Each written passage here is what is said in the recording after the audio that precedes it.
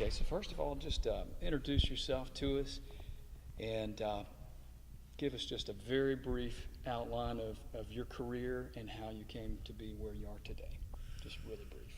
I'm Ted DiBiace, known in the wrestling world as the $1 Million Man.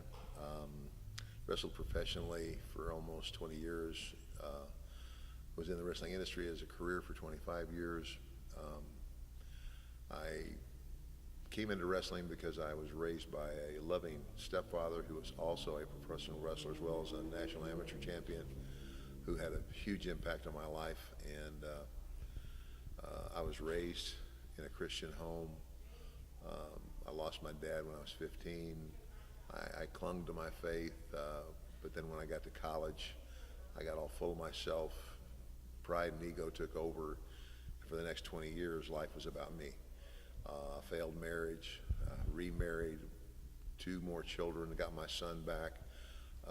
Kept struggling with my faith in terms of, it was like I've always believed in God and believed in the gospel message of Jesus Christ, but you can believe it here and not have it here.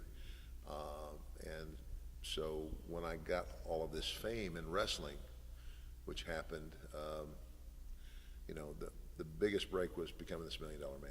And so I go, now I'm traveling the world, air jets, limousines, the whole 9 yards, and I just fall right into it with everybody else, drugs, sex, and rock and roll.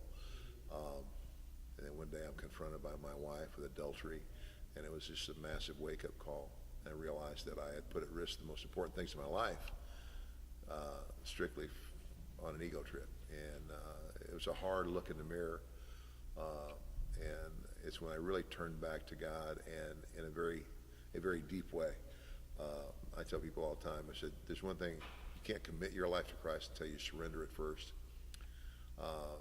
What I didn't expect was that I didn't expect it to salvage my marriage. But in fact, my wife stuck with me. We're together today. We're happier than we've ever been. And I go all over the place sharing my story and sharing with people that there is hope, and his name is Jesus Christ. And not only hope for you, but there's hope, always hope to restore your marriage. There's always hope. He is the answer to everything as far as I'm concerned. And now that's what I do.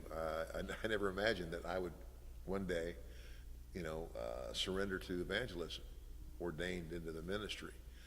Reverend Ted DiBiace, and everybody says, what do you call me? Just call me Ted. But that's what I do. I travel over the United States, around the world, speaking in churches, orphanages, prisons, rehab centers, just wherever God will answer the door, trying to share that hope that saved my life. All right. Well, that was such a good